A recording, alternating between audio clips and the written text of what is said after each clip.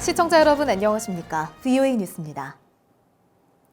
2차 미북 정상회담이 일주일도 남지 않았지만 미국과 북한은 아직 비핵화의 정의에도 합의를 이루지 못한 것으로 전해졌습니다. 미북 실무협상과 관련해 미 국무부의 고위 당국자는 북한이 완전한 비핵화를 선택했는지조차 모르겠다면서 대량 살상 무기와 미사일의 동결 문제 등이 논의되고 있다고 말했습니다. 박승혁 기자의 보도입니다. 2차 미북 정상회담에 앞서 미 국무부 고위 당국자가 비공개 브리핑을 통해 미북 실무 협상의 진행 상황을 전했습니다. 정상회담은 1대1 단독 회담과 식사, 확대 회담 등 지난 1차 때와 비슷한 형식이 될 것이라고 밝혔습니다. 핵심 의제인 비핵화와 관련해서는 아직도 북한이 비핵화의 정의에 합의하지 않고 있다고 전했습니다. 이어 북한이 정말 비핵화를 하기로 선택했는지 모르겠다면서 지금도 북한을 계속 설득하고 있다고 말했습니다. 그러면서 일주일 남은 회담 전까지 우선적으로 논의될 사안으로 비핵화의 정의, 대량 살상 무기와 미사일 프로그램의 동결, 단계적이 돼 신속하고도 큰 조치의 비핵화와 북한 경제 지원 등을 언급했습니다. 주한미군 문제는 아예 협상 의제가 아니라고 선을 그었습니다. 이런 가운데 궁극적으로 북한 비핵화를 보길 원하지만 서두를 필요가 없다고 한 트럼프 대통령의 발언은 정상회담 결과에 대한 기대치를 낮추려는 것이란 분석이 나왔습니다. I think it does go along with kind of this overall trend we've seen of kind of lowering the bar. I think there's a lot of pessimism as to what will actually be accomplished at the summit, as well as some concerns. 미북 대화가 북한의 의도대로 북한이 시간을 버는 쪽으로만 흘러가고 있다는 지적도 나옵니다.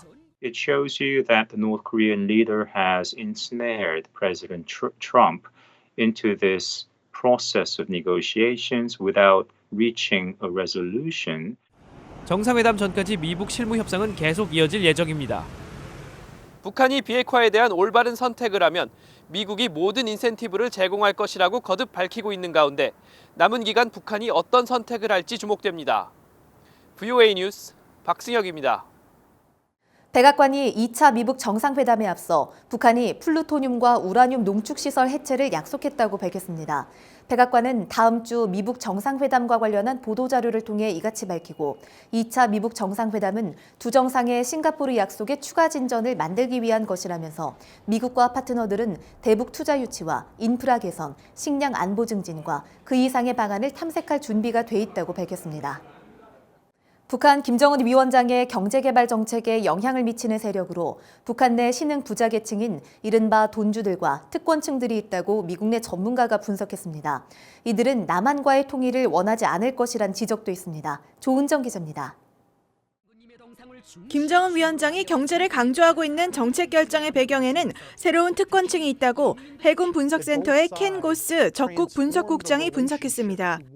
북한 내 지도부를 분석하는 고스 국장은 이들 특권층은 북한의 신세대 권력층으로 20대에서 40대이며 주로 외화벌이에 관여하고 있고 일부는 김 위원장의 개인 비서진을 구성하고 있다고 지적했습니다.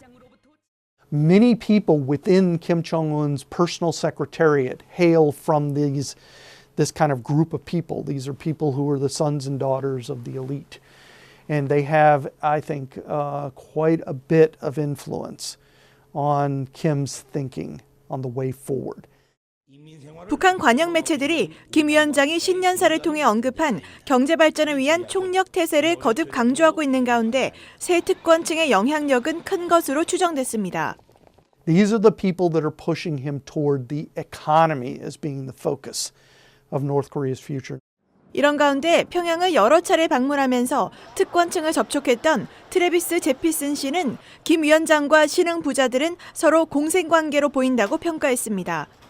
이들 신흥 부자, 이른바 돈주들은 남한과의 통일을 원하지 않는 것으로 보인다고 말했습니다. 북한의 현재 체제가 붕괴되면 자신들보다 경제적으로 강력한 한국과의 경쟁을 원하지 않는다는 것입니다.